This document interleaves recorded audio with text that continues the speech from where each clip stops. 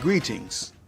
For many years, Jefferson Community and Technical College has set aside time in the college calendar to commemorate the Reverend Dr. Martin Luther King Jr. federal holiday. This year, our virtual presentation focuses on his life, values, morals, and principles as exhibited in persons from different countries, ethnicities, and faith communities. These vignettes present the diversity of our campus community. I admire Dr. King because his efforts to provide equal educational opportunities for all made it possible for me to become a tenured associate professor in the Kentucky Community and Technical College system. My name is Ron Norfleet. On behalf of the Black Affairs Committee, faculty, staff, and students of Jefferson Community and Technical College, we are proud to commemorate the Reverend Dr. Martin Luther King Jr. federal holiday with this 2022 virtual presentation. Welcome to this virtual celebration of Martin Luther King Jr. and his impact on America. We thank you for joining us today, and I want to give a special thanks to Mr. Ron Norfleet and the Black Affairs Committee for their hard work in bringing today's program together. They've involved a number of students, and I'm excited to see the work that these students have done. So please join me in this virtual celebration and enjoy this presentation.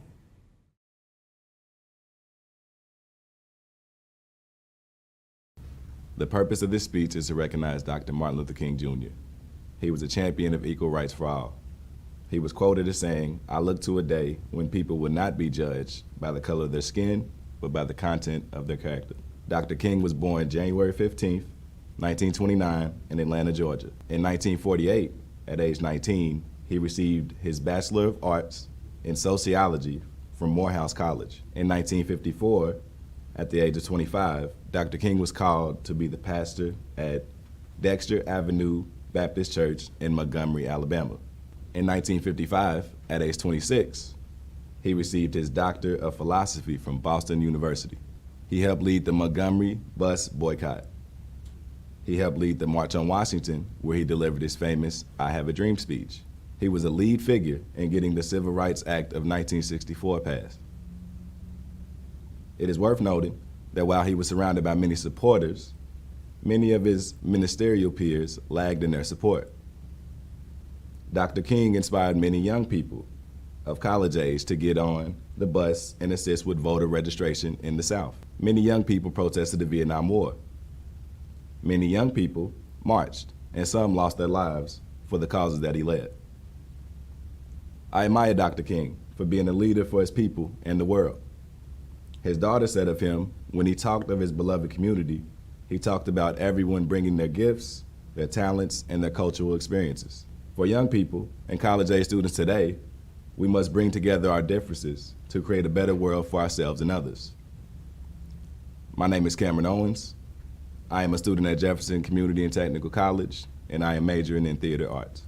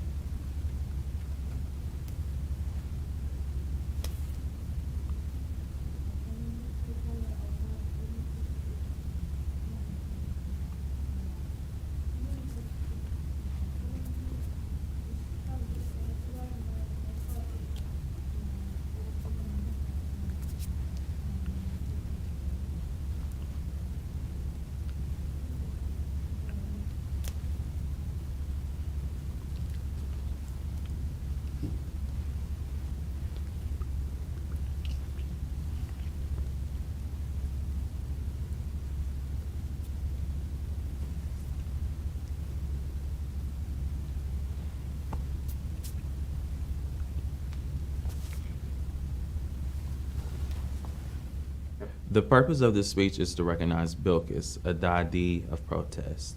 Bilkiss is an inspiring woman who protested for the rights of undocumented Muslims in India.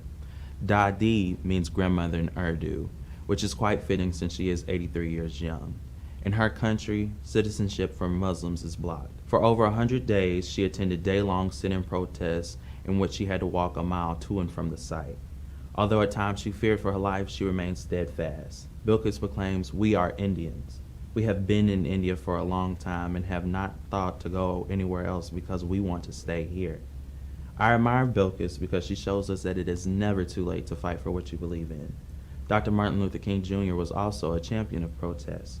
He said, "Nonviolence is the answer to our crucial political and moral questions of our time, the need for mankind to overcome oppression and violence without resulting to oppression and violence." My name is Justin Rawlins. I'm a student pursuing an associate in science at Jefferson Community and Technical College. Assalamu alaikum. The person I am recognizing is Mohamed Salah, a power broker.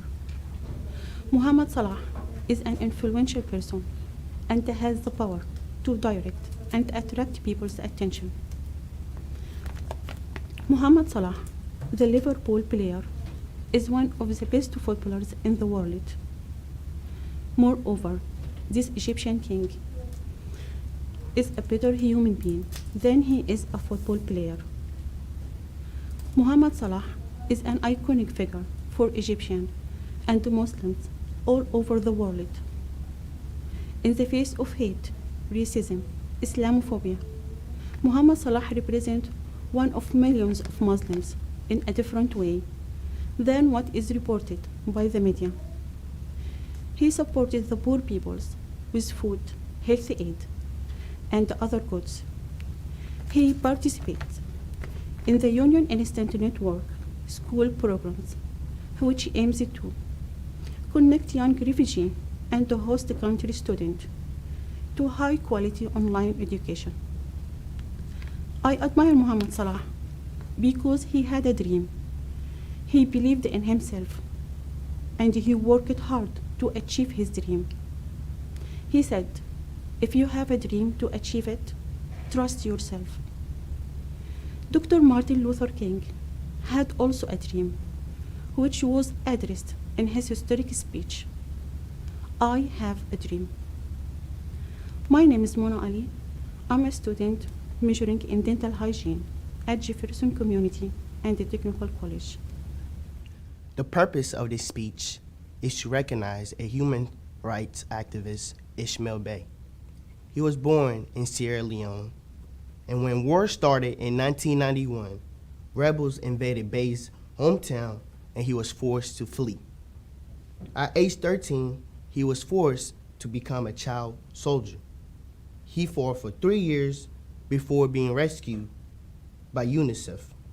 We recognize Ishmael Bay with this title, Fighter for Human Rights. Bay fought for human rights by joining the UNICEF to save children from the armed forces conflict countries.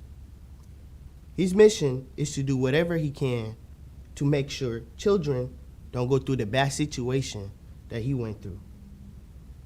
He wrote his popular book, Long Way Gone, to spread knowledge on human rights. His book is specifically focused on human rights for child soldiers. I admire Ishmael Bay because he turned his bad situation into something positive. In an interview, Bay stated, "I've dedicated my life to make sure that what happened to me doesn't happen to other children around the world." Dr. Martin Luther King Jr. was a fighter for human rights as well. Dr. King also wanted to ensure the children would be judged by the content of the character. My name is Charles Dagbo. I am majoring in Business with Management track at Jefferson Community and Technical College. Thank you. The person I am recognizing is Martin Luther King Jr., an idol for the youth. Martin, a courageous man, inspired the youth to take a stand. I call him an idol for the youth because whenever he wanted to make a change, it was the youth who followed. Martin Luther King Jr.'s rising leadership came with many hardships. He was jailed multiple times, stabbed, dealt with racism, and even scrutinized by his own government. In 1968, he was assassinated while standing on a motel balcony. During the time that this idol lived, he made many substantial civil rights movements that changed the world. College students were always on the forefront of these movements. During the Atlanta sit-ins, protesting the segregation of lunch counters in schools, Martin was there, supporting and pushing the movement forwards. I admire Martin Luther King Jr. because of his courage to face anything and everyone, including the government. Martin is quoted as saying, "Life's most persistent and urgent question is, what are you doing for others?" My name is Logan Rolfus, and I am majoring in information security at Jefferson Community and Technical College. Dr. Martin Luther King Jr. is one of the most influential American leaders ever. The power of Dr. King's influence is in the social change that has taken place in the United States and around the world. A monument on the Washington Mall gives concrete evidence of this. Dr. King used the power of his words and nonviolent resistance to work towards racial equity and equality. His great influence was rooted in his desire to love and serve others. Not only was Dr. King an influencer, but he was influenced by other great leaders like his father, Reverend Martin Luther King Sr., also his lifelong mentor and Morehouse College president, Dr. Benjamin Mays, as well as India's passive resistance leader, Mahatma Gandhi. Dr. King's famous "I Have a Dream" speech was delivered at the 1963 March on Washington. The highlight of the day came when Dr. King delivered that impassioned speech addressing the dreams that Americans should hope for. A dream for his 4 children to live in a nation where they would not be judged by the color of their skin, but by the content of their character. His famous words inspired thousands of marchers in addition to millions of radio listeners and television viewers.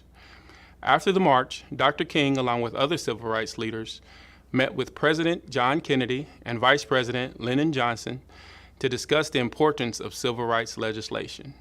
This led to the Voting Rights Act passed in 1965. Although I was born nearly 20 years after his death, Dr. King has greatly influenced my life and career. It is a goal of mine to emulate Dr. King's meekness and his humility, also his willingness to lead others by doing the work himself. Dr. King once said, "Life's most persistent and urgent question is this: what are you doing for others?" Considering Dr. King's quest for equality and justice, I try to be mindful that supporting justice is much more than simply refraining from perpetrating injustice. It is fighting against injustice. Dr. King's legacy shows that love in action is a willingness to fight for others even if it costs you everything. My belief in this has increased my personal life as a husband, father, and friend. Also, it has influenced my professional life as a coordinator, as a case manager, and an advocate for students here at JCTC. As we commemorate Dr. King, let us continue to be influenced by his vocal prowess, his quest for freedom, and his demands for justice. Let us use that influence to also influence others.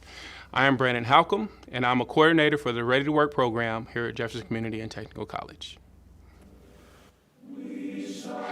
When we let it ring from every village and every hamlet, from every state and every city, we will be able to speed up that day when all of God's children, black men and white men, Jews and Gentiles, Protestants and Catholics, will be able to join hands and sing in the words of the old Negro spiritual. Free at last, free at last. Thank God Almighty, we are free at last.